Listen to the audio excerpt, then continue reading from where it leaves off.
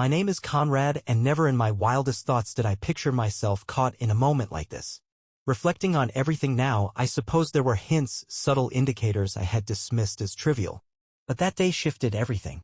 What began as an ordinary work trip quickly veered into the unexpected. I had a flight booked for that evening, a few meetings spread over the weekend, and a plan to return by Monday. Just another predictable cycle. Lisbeth, my wife, had even helped me pack the night before, planting a kiss on my cheek and gently reminding me to call as soon as I landed. It all felt routine. At least, I believed it was. Roughly 10 minutes into the drive, a sudden realization struck. I'd forgotten my travel bag.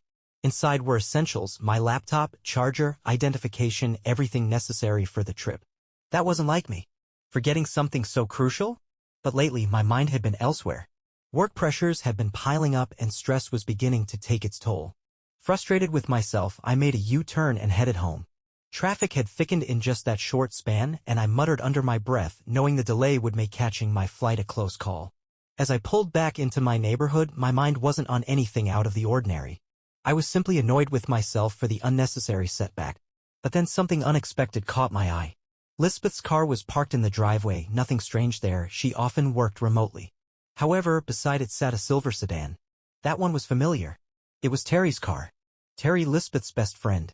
Or at least, that was always the narrative. I never thought much of their connection. Weekend brunches and casual girls' nights out were the norm. But seeing that sedan parked there, right outside my home, stirred something unsettling in me. Why did it feel so wrong? I didn't have a clear answer.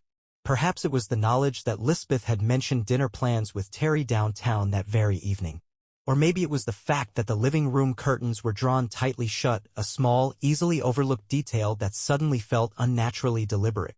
A deep sense of discomfort took root in me as I rolled into the driveway and turned off the engine. My hands tightened on the steering wheel, unease creeping through every limb. I tried to quiet the worry by rationalizing it all. Maybe they were just hanging out before dinner. Maybe the curtains were drawn to keep the sunlight out. Maybe my mind was simply jumping to conclusions. But somewhere inside, I already sensed the truth. I stepped out of the car, my heart hammering against my ribs. My body seemed to know before my brain could register what I might be walking into. Each step toward the front door felt like it carried 1,000 pounds, as though I was approaching something I wasn't prepared to face. I paused with my hand on the doorknob. In that moment, I stood at a crossroads. I could turn back, get in the car, catch my flight, and act like this detour never happened. I could hold on to the illusion that my marriage was intact, that Lisbeth was the woman I'd always trusted. Or I could walk through that door and confront whatever truth waited on the other side. A truth I feared would shatter everything. My grip on the doorknob tightened, breath coming in shallow waves. For a moment, the idea of walking away felt tempting. If I left now, I could preserve the lie and pretend everything was still okay. But something deeper wouldn't let me ignore it. With a slow breath to steady my nerves, I turned the knob and stepped inside. The house greeted me with an eerie silence. When Lisbeth was home, there was always something in the background, a TV humming, gentle music drifting through the rooms, her voice on the phone. But now nothing. The silence felt heavy, pressing against my skin. I closed the door gently behind me, the soft click of the lock echoing unnaturally loud. My pulse roared in my ears as I cautiously moved forward. The living room sat untouched, cloaked in long shadows from the tightly drawn blinds. The air carried a scent, her perfume, but it was stronger than usual, almost suffocating. Then I heard it. A soft laugh floated down from upstairs, barely there but unmistakable. I froze. I had heard that laugh countless times, shared in warmth and affection. But this time it sounded different. Twisted by something I couldn't quite name. Without thinking, my feet started moving. I walked lightly, almost ghost-like, through the house. At the bottom of the staircase, I heard it more clearly now, two voices speaking in hushed tones. One belonged to Lisbeth. The other was Terry's. My heartbeat stilled. My thoughts spun, scrambling for explanations. Maybe they were just catching up. Maybe it was a movie playing softly. Maybe. Then came another sound, the rustling of sheets, followed by a sharp, sudden inhale. Every drop of color drained from my face. I stood frozen, staring up at the second floor. My eyes locked on the partially ajar bedroom door at the end of the hallway. Every instinct screamed for me to turn back, to leave as if I had never returned. But my feet defied that impulse, guiding me forward with slow, purposeful steps. As I neared the door, my hands tightened into fists. The air around me felt dense, almost unbreathable. My heart pounded so loudly it felt as if it echoed through the entire house. Without a sound, I pushed the door the rest of the way open. And that was when my reality broke apart. There, entangled on the bed, my bed, were Lisbeth and Terry. The sheets barely covered them, their bodies so close together that it left nothing to the imagination. Everything around me paused. Time seemed to freeze, the moment stretching out endlessly. None of us moved. For a few eternal seconds, it was like we were suspended in that one unbearable instant. My thoughts scrambled, failing to comprehend the sight in front of me. The sense of betrayal slammed into me like a train, stealing the breath right out of my chest. Finally, Lisbeth stirred. She slowly turned her head, eyes locking with mine. They were wide with disbelief and something else. Was it fear? Maybe guilt? She opened her mouth and said my name, but the rest of her words never made it out. Terry jolted upright, fumbling to pull the sheets around herself, her cheeks burning with shame. I could see the turmoil in her expression, the desperate search for something to say, anything that could explain what they had done. But there was no explanation that would make sense. I forced myself to breathe, pushing down the urge to lose control. You told me you were going to dinner with her, I said, my voice disturbingly steady. It wasn't a question. Lisbeth's mouth opened again, but no sound followed. Her lips quivered and her hands gripped the sheets like they could somehow protect her from the truth unraveling around us. I felt empty. I had imagined many possible scenarios in life, fights, accidents, even moments of heartbreak. But never this. Never walking into my own bedroom to find my wife like this. Terry managed to speak. Conrad, I can explain. I let out a short, joyless laugh. It felt foreign, like it didn't even belong to me. Explain. I repeated, shaking my head slowly. Sure. Please. Enlighten me. Silence followed. Thick and unbearable. Standing in that doorway, surrounded by the remnants of the life I thought I had, I understood something deeply unsettling. There was no undoing this. No way back. The silence between us weighed heavy, pressing against my chest like a stone. Lisbeth's lips parted again, but not a word came out. Her grip on the sheets tightened, knuckles white. Terry sat quietly, wrapped in the betrayal, her face a mixture of shame and terror. I wanted to shout. I wanted to ask all the questions swirling in my head. Why did they do this? How long had it been going on? What did it mean? But deep down, I already knew that no answer would be enough. No explanation would undo this betrayal. Instead, I took a long, steady breath and stepped back. Lisbeth finally spoke. Conrad, please.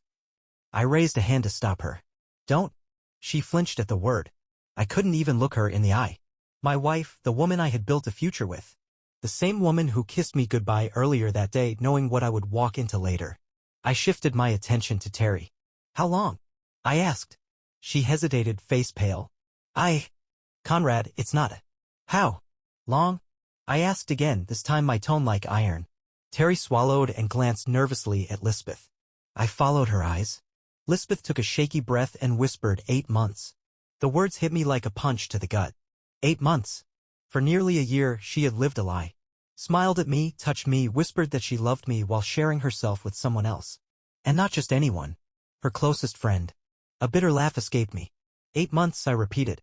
And through all of that, you looked me in the eyes and told me you loved me. Tears welled up in Lisbeth's eyes. I do love you, Conrad. Don't, I interrupted, my voice disturbingly quiet. You lost the right to say that.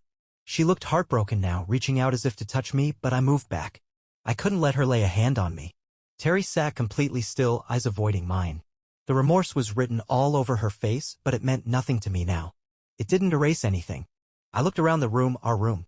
The same room I had shared with Lisbeth for so many years. Now it felt ruined.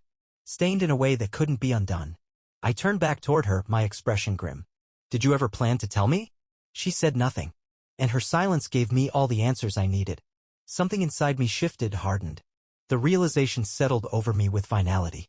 Without another word, I walked to the closet and pulled out my suitcase, the same one I had packed for my business trip. It was still sitting there, untouched, like it had been waiting for this very moment. Like it was mocking me for believing in a life that had already ended. Lisbeth's eyes widened. What are you doing? I didn't respond. I unzipped the suitcase, opened the dresser drawers, and began throwing in my clothes. Conrad, please, she said, her voice trembling as it cracked. We need to talk about this. I exhaled slowly, turned toward her one final time, and spoke with quiet resolve. No, Lisbeth. That conversation should have happened 8 months ago. She broke down, sobbing uncontrollably, but I didn't stick around to watch. I grabbed my keys, threw my bag over my shoulder, and walked out, not just from the bedroom, not just from the house, but from the life I thought was mine. I had no idea where I was heading. All I knew was that staying wasn't an option. The drive was a blur. I couldn't recall the roads I took or the turns I made. My hands clutched the steering wheel so hard they ached, but my thoughts had drifted elsewhere. They raced through the last 8 months, replaying every detail, searching for the exact moment when my marriage turned into a farce. How many times had Lisbeth looked me straight in the eye and sworn she loved me? How many nights had she kissed me goodnight, whispering empty promises she never intended to honor? And then there was Terry, someone I had trusted completely. She had been there through everything: dinners in our home, vacations together, shared laughs over glasses of wine. There were no red flags, no suspicions. I had been completely blindsided. Then my phone rang, yanking me out of my thoughts. The screen lit up. Lisbeth. I let it ring until it stopped. Moments later, a message popped up. Please come back. We need to talk. I need to explain. Explain? There was nothing left that could be explained. I had walked into our bedroom and found her in bed with her closest friend. There was no alternate version of that scene, no mistake, no confusion. It was exactly what it looked like: betrayal. Another message followed. Please. I made a mistake. I love you. Just talk to me. A dry laugh escaped me. Love, a word that once meant the world to me, now sounded meaningless. Just another illusion she had sold me while sneaking around with someone I trusted. Eventually, I pulled into a cheap motel's parking lot. It wasn't impressive, but I didn't care. I just needed space, somewhere that didn't reek of her perfume or carry memories of that ruined bed. The guy at the front desk barely lifted his eyes when I checked in. I probably looked like I had been through a storm, my hair messy, my face pale, eyes distant. He handed over the key without much fuss, and I offered a quiet thanks before heading to my room. As soon as I stepped inside, exhaustion came crashing down on me, not just in my body, but in my heart. It felt like everything had finally caught up with me. I sat on the edge of the bed, staring blankly at the wall, lost in a whirlwind of thoughts. What was next? The marriage was clearly over. Even if forgiveness was somehow possible, I could never erase the image of what I had seen. The trust had been shattered. My phone buzzed again. This time, it wasn't Lisbeth. It was Terry. Seeing her name on the screen made my jaw clench. She had the audacity to reach out? I turned off the ringer and dropped the phone on the nightstand. I wasn't ready to listen to her, not yet, maybe not ever. Lying back on the bed, I stared at the ceiling, the crushing weight of everything pressing down on me. I used to think that marriage was built on trust and love, but it only took one night, one brutal revelation, to make me question everything I believed in. Now, I had no idea where to turn. I didn't get any sleep. The motel was dead quiet, yet my mind was unbearably loud. I couldn't stop replaying it all: the subtle looks, the little lies, the moments I had never realized were stolen right in front of me. The truth was suffocating. At some point, the phone buzzed again. I ignored it. Then it buzzed once more, and something inside me finally gave way. I picked it up and stared at the screen. There were 20 missed calls from Lisbeth and 9 from Terry. One message stood out. I know you're hurting, but please, Conrad, just talk to me. Terry. Of all people. She dared to ask for a conversation after everything? I should have blocked her. I should have hurled the phone across the room. But instead, I just sat there, fingers hovering over the screen, and then, against all reason, I called her. She answered instantly. Conrad, she said softly, as if she'd been holding her breath, hoping I'd call. I remained silent. I know this isn't what you want right now, she said, voice shaky. But please, let me just say this. My jaw clenched tighter. Then say it. She hesitated for a second. It wasn't supposed to happen this way. A bitter laugh escaped my lips. Oh really? Then tell me, how exactly was it supposed to happen, Terry? She let out a shaky breath. I never wanted to hurt you. Is that so? I replied, my voice cold. Because from what I recall, you were sleeping with my wife. She inhaled sharply. It wasn't planned, Conrad. It just happened. I shut my eyes. That's your excuse? It just happened. You have to understand, she rushed to say. Lisa and it wasn't supposed to become what it did. In the beginning, it was just emotional. That's all. But then, her voice trailed off, leaving me holding the phone tighter, waiting. When? I asked, my tone flat. When did it start, Terry? Conrad. When, Terry? I pushed, my patience almost gone. A pause hung in the air before she finally murmured, 10 months ago. The words hit me like a punch. Not 8. 10. Lisbeth had lied again. I struggled to keep my voice calm, swallowing the lump in my throat. So all this time? While I was working, preparing for our anniversary, doing everything I could to make things special, it was all a lie. My voice cracked. Terry's voice trembled as she answered, no, it wasn't all fake. Please believe me, it wasn't just physical. There were emotions involved. But what, Terry? What are you trying to say? I snapped, my tone sharp. She paused. She still has feelings for you. I laughed, bitter and cold. You actually think I'm going to believe that? She does, Conrad, she insisted. But she's confused. She didn't have the courage to be honest with you. And I didn't either. I rubbed my face, the weight of everything pressing down on me. Then why tell me all of this now? There was silence. Then, in a voice barely above a whisper, she said, because I hate how it all happened.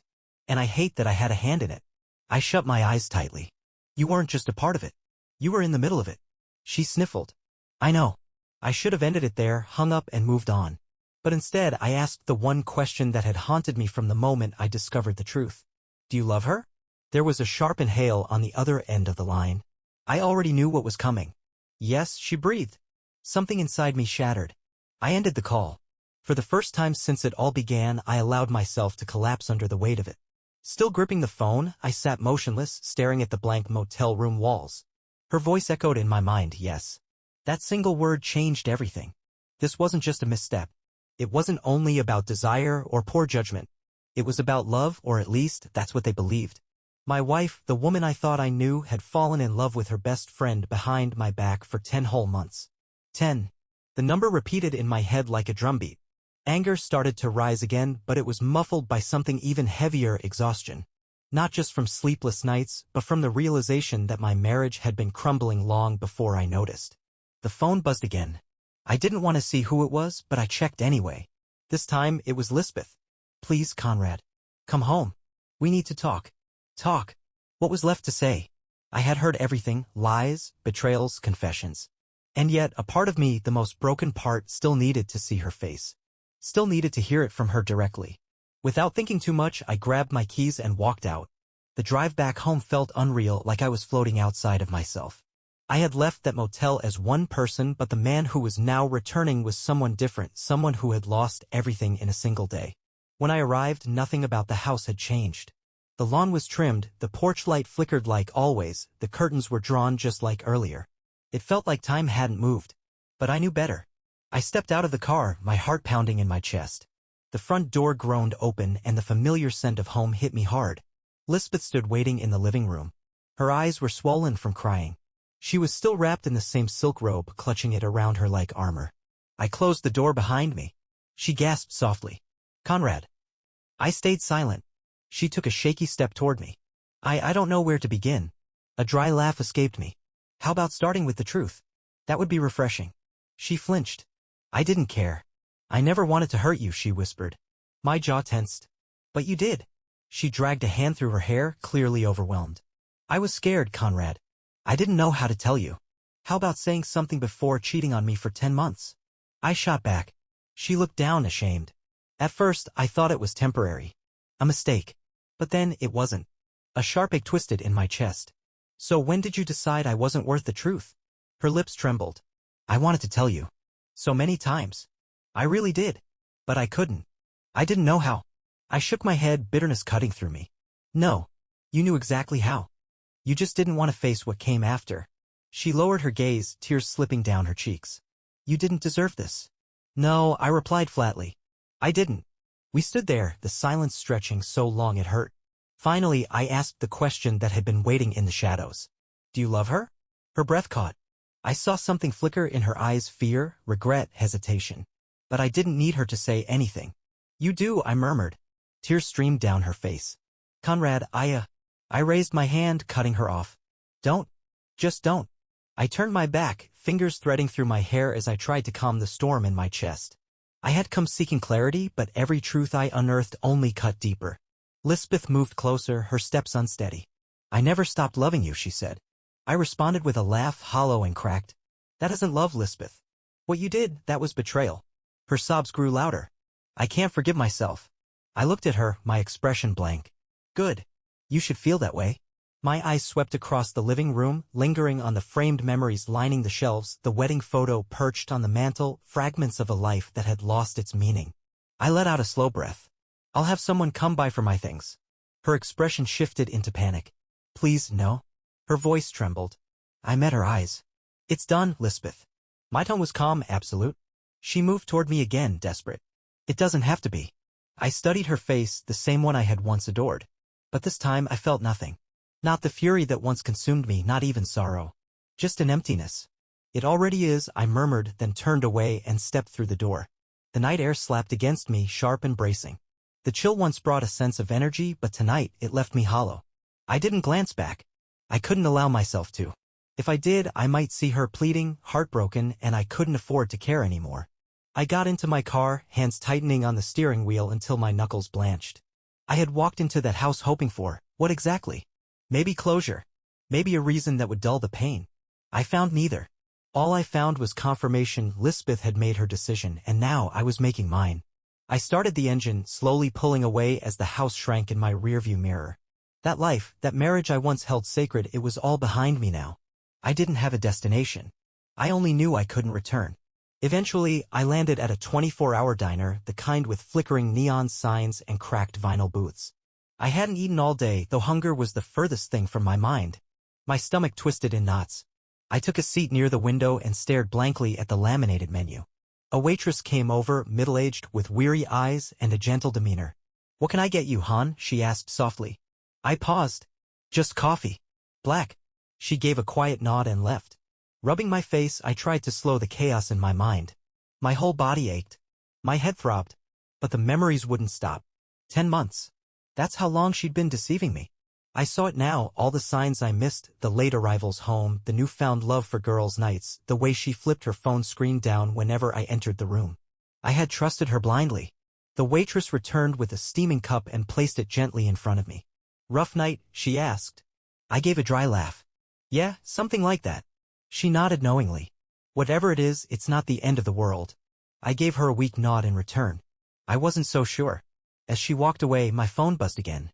Lisbeth's name lit up the screen. My thumb hovered over the red button, then moved to block the number without a second thought. A deep breath escaped my chest, somewhere between relief and fatigue. For the first time since everything crumbled, I felt like I was reclaiming a piece of myself. She wasn't my burden anymore. The road ahead was unclear, and I had no idea how long it would take to rebuild. But I did know this: I wouldn't let her break me beyond repair. By the time I lifted my eyes from the window, the coffee had gone cold. The diner was quieter now, voices faded into a soft murmur. Outside, the glow of the streetlights stretched long shadows across the pavement like silent invitations to new paths. I wasn't the same person who had walked into my home earlier that day. That version of me still held on to something false. But the man sitting here now had faced the truth, endured the sting of betrayal, and was still standing. I settled my bill and left a generous tip. The waitress had shown kindness, and that meant more than she knew. Outside, the crisp air met my lungs, and for the first time in what felt like ages, I felt light. Not because I had healed, but because I knew healing was possible. I wasn't going to let her define me. I would become the person who rose from the ruins. I got back in the car, my hands wrapping around the wheel, and clarity settled in like a calm after a storm. My life wasn't over. In fact, it was just getting started. I had no idea where the road would lead, but I knew one thing for certain: it would be my journey.